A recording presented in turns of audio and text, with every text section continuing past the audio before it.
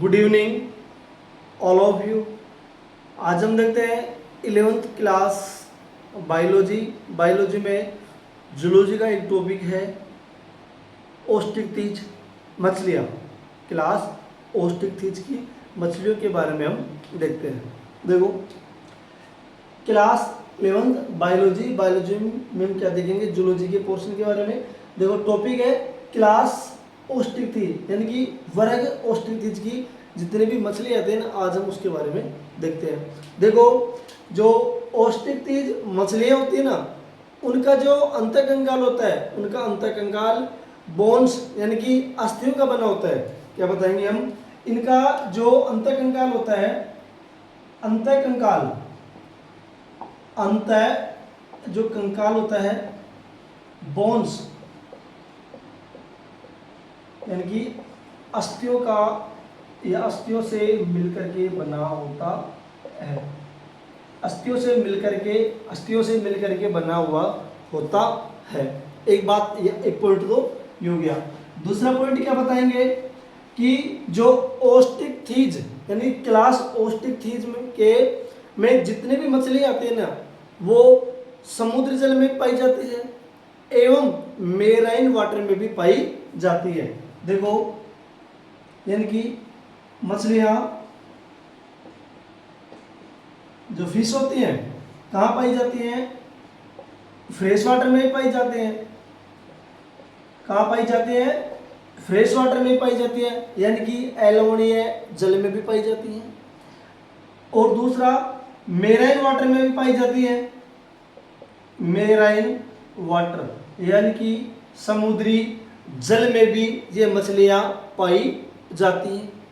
अगला पॉइंट क्या देखते हैं कि जो क्लास ओस्टिकथीज की मछलियाँ होती है ना, इनमें ध्यान रखना प्लेकोइड जो सल्क होता है ना, वो एब्सेंट होता है। ध्यान रखना प्लेकोइड सल्क कौन सी मछली में पाया जाता था, प्लेकोइड सल्क कॉन्ड्रिक्थीज मछली में पाया जाता था। हम किसकी बात कर रहे हैं, ओस्टिकथीज मछलियों की।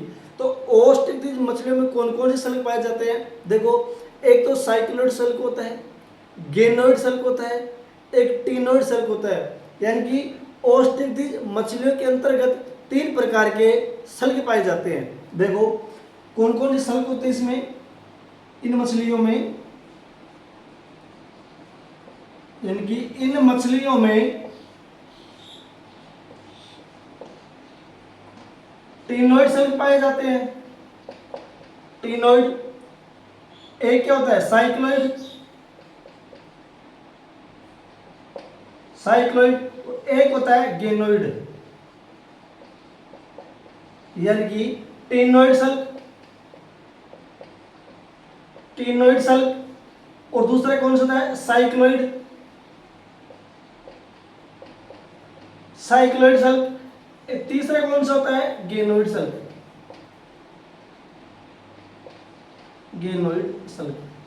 ध्यान रखना इन मछलियों में टीनोइड सल्क, साइक्लोइड सल्क एवं गेनोइड सल्क पाए जाते हैं। और आईएम पे करके लिख देता हूं, इनमें किस प्रकार के एब्सेंट होते हैं, प्लेकोइड सल्क एब्सेंट होते हैं। नोट करके लिख लो, प्लेकोइड सल्क एब्सेंट।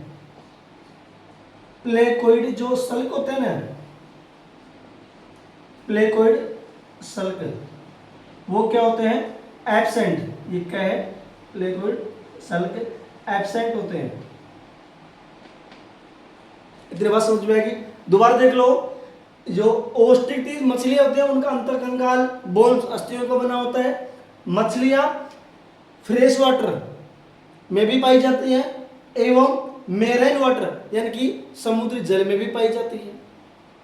इन मछलियों का जो अंतःकंकाल होता है ना, किसकी वो, इन मछलियों में जो सल्क होते हैं ना, वो सल्क देखो टीनोइड होते हैं, साइक्लोइड होते हैं एवं गेनोइड, तीनों प्रकार के सल्क पाए जाते हैं। ध्यान रखना प्लेकोइड सल्क ओस्टिकथीज मछलियों में नहीं पाए जाते, कॉन्ड्रिक्थीज मछलियों में पाए जाते हैं। ध्यान रखना प्लेकोइड सल्क क्या होते हैं, एब्सेंट होते हैं। इतना समझ में आ गया।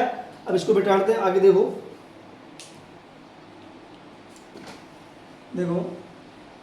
अब इन मछलियों का जो माउथ होता है ना, माउथ टर्मिनल होता है, इस प्रकार का होता है टर्मिनल माउथ।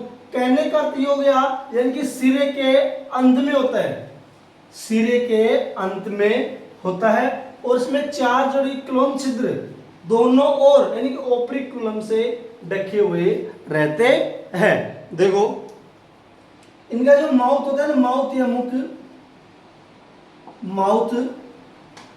माउथ या मुख अग्र सिरे के अंत में होता है, मुख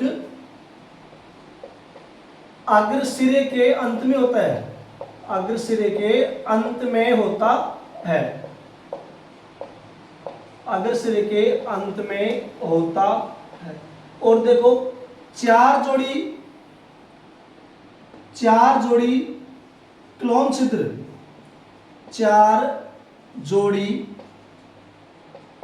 क्लोम छिद्र दोनों ओर, 4 जोड़ी क्लोम छिद्र दोनों ओर ओप्रिकुलम से ढके रहते हैं, ओप्रिकुलम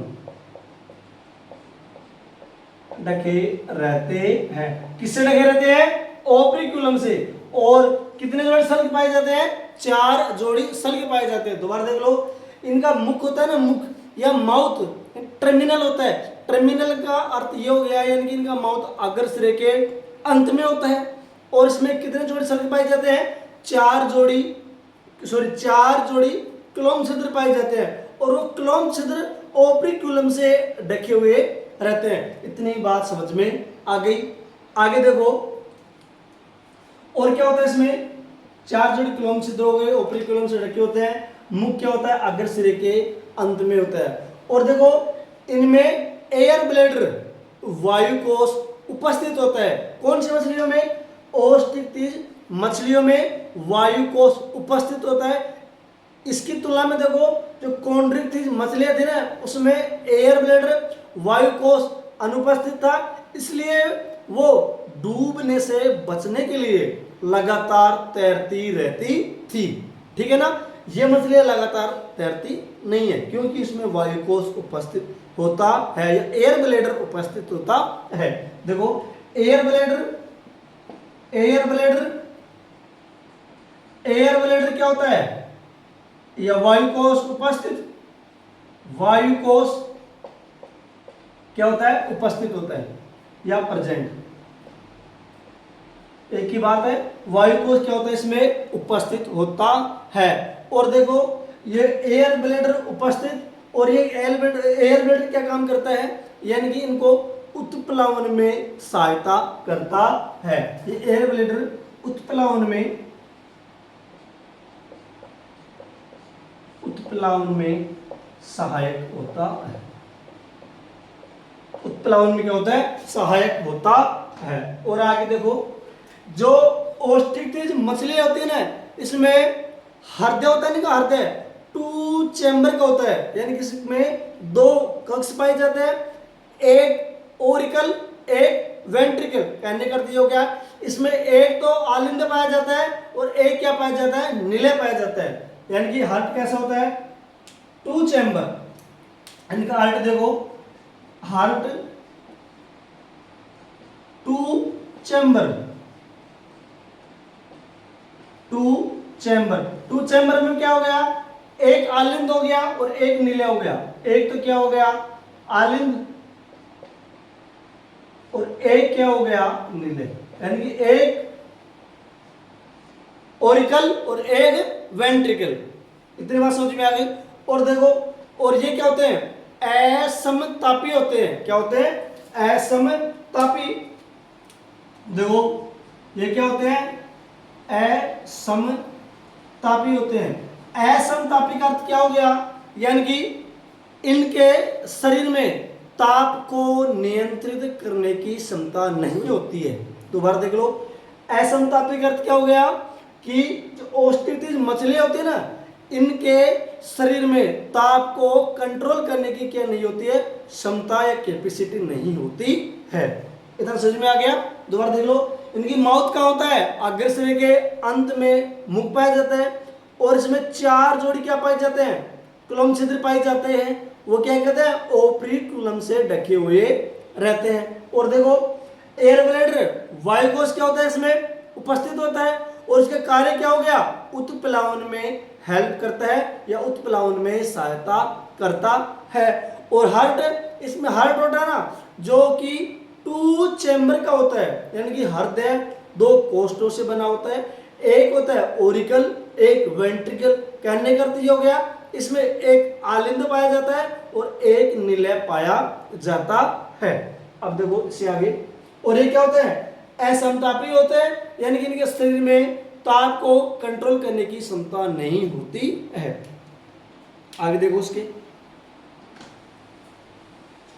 देखो और देखो इसमें नर एवं मादा अलग अलग होते हैं। क्या होते हैं, नर एवं मादा अलग अलग होते हैं। निषेचन क्या कैसा होता है, निषेचन बाह्य, यानी कि निषेचन बाहरी होता है। देखो इसमें यानी कि ये नर व मादा अलग अलग होते हैं, नर एवं मादा अलग अलग होते हैं।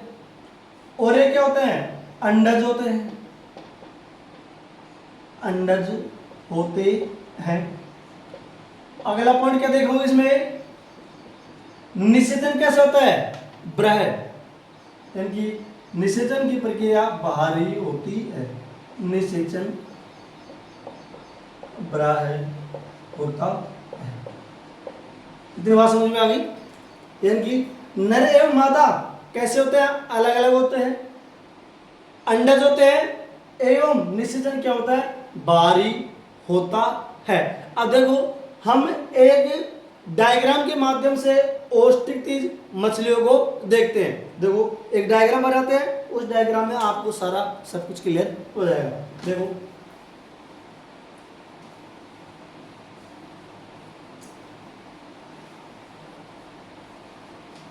देखो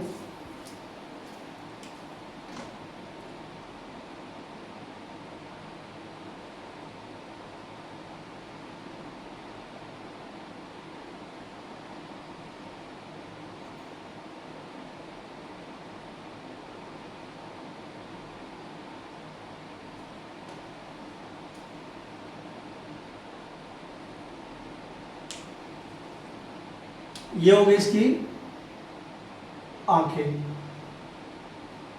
और ये क्या हो गया इसका टर्मिनल माउथ। ये कैसे हो गया, टर्मिनल माउथ। और ये क्या हो गया इसकी लेटरल लाइन,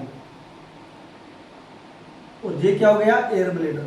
अब इसको नामांकित करते हैं। देखो ये क्या हो गया, air bladder, air bladder, air bladder यानी कि वायुकोश, ठीक है। ये क्या हो गया इसकी आई, आंख, और ये क्या हो गया टर्मिनल माउथ, टर्मिनल माउथ। अरे बात समझ में। और ये क्या होगी लेटरल लाइन, धारा रेखीय, ध्यान रखना लेटरल लाइन का क्या होता है, धारा रेखित, लेटरल लाइन।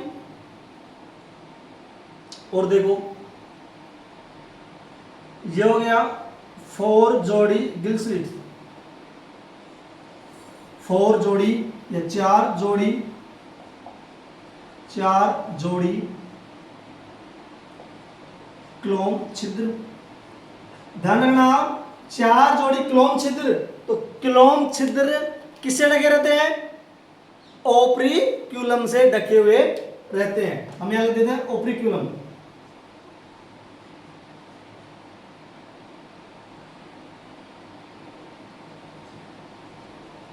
ओप्रिक्यूलम से क्या होते हैं, ढके रहते हैं। और अब देखो हम यह बनाते हैं पेल्विक फिन। ये क्या होगी पेल्विक फिन, पेल्विक फिन। और ये क्या हो गई पेक्टोरल फिन, पेक्टोरल फिन। और ध्यान रखना अब क्या बच गए, और ये हमारे बच जाते हैं क्या, सल्क। ये हमारे क्या बच जाते हैं, सल्क। ये क्या हो गए, सल्क। कितने जोड़े सल्क पाए जाते हैं, मैंने अभी बताया था 3 सल्क पाए जाते हैं, 3 प्रकार के सल्क पाए जाते हैं। कौन कौन से सल्क, देखो एक सल्क कौन सा हो गया, साइक्लॉइड, साइक्लॉइड। दूसरा सल्क कौन सा हो गया, टिनोइड, टिनोइड सल्क। और अंतिम सल्क कौन सा हो गया, गेनोइड सल्क।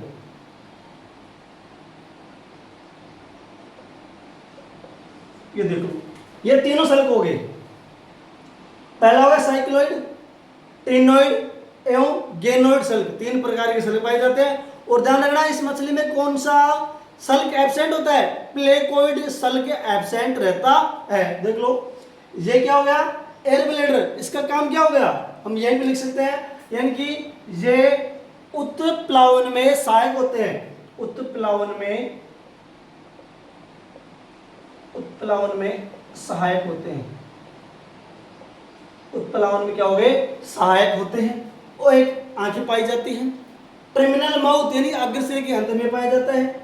एक धारा रेखित लाइन पाई जाती है। 4 जोड़ी क्लोम छिद्र पाए जाते हैं जो ओप्रिकुलम से ढके रहते हैं। पेक्टोरल फिन पाई जाती है, पेल्विक फिन पाई जाती है, और इसमें क्या पाए जाते हैं, सल्क पाए जाते हैं।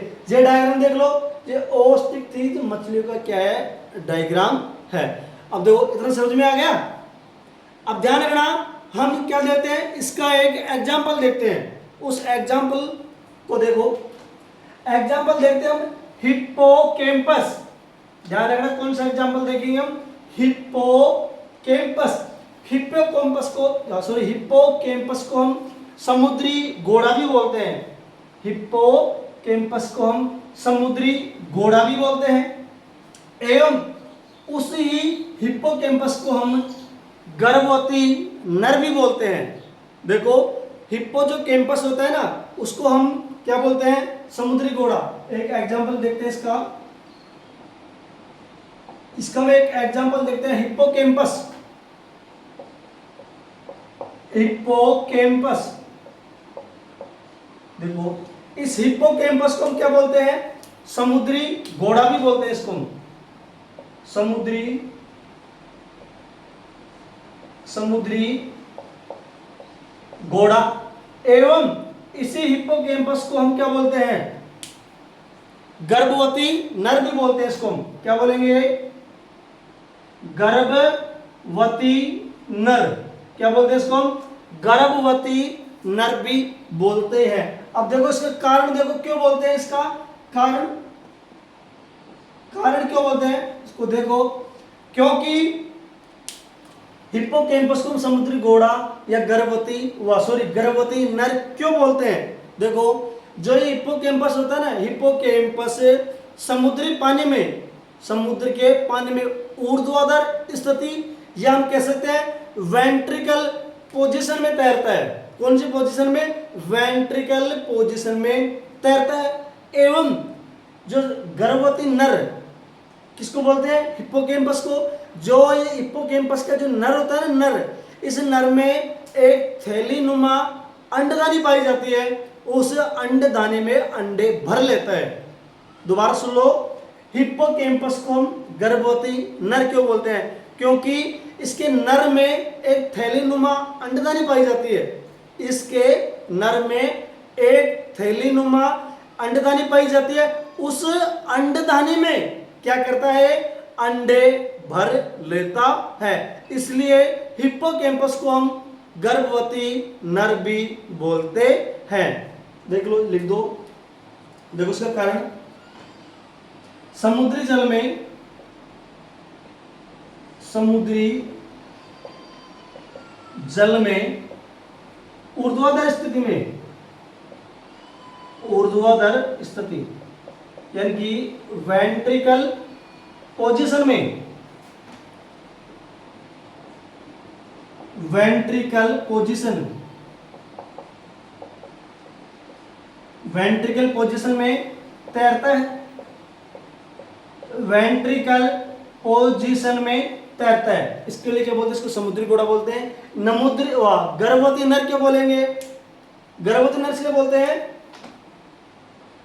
यानी कि नर के उदर में, नर के उदर में एक थैलीनुमा, एक थैलीनुमा, एक थैलीनुमा क्या पाई जाती है, अंडदानी पाई जाती है।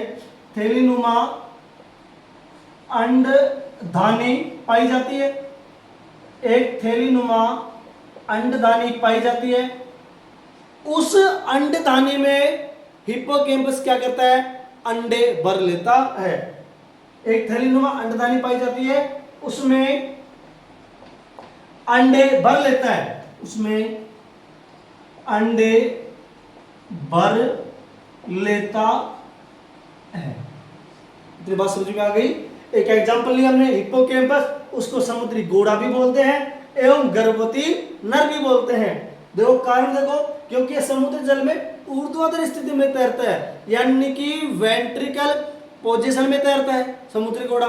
गर्भवती नर, क्योंकि नर के उदर में यानी कि पेट में एक थैलीनुमा अंडदानी पाई जाती है, उस अंडदानी में यह अंडे भर लेता है, इसलिए इसको हम गर्भवती नर भी बोलते हैं। और आपके एनसीईआरटी में ओस्ट्रिच मछलियों के कई एग्जाम्पल दे रखे हैं, जैसे रोंग हो गया, कतला हो गया, यानी कई एग्जाम्पल आपके एनसीईआरटी बुक में दे रखे हैं। देखो क्लास कैसी लगी, अगर क्लास अच्छी लगी हो तो ज़्यादा से ज़्यादा इसको शेयर करो, सब्सक्राइब करो एवं बेल आइकन की घंटी को दबाएं। जय हिंद, जय भारत।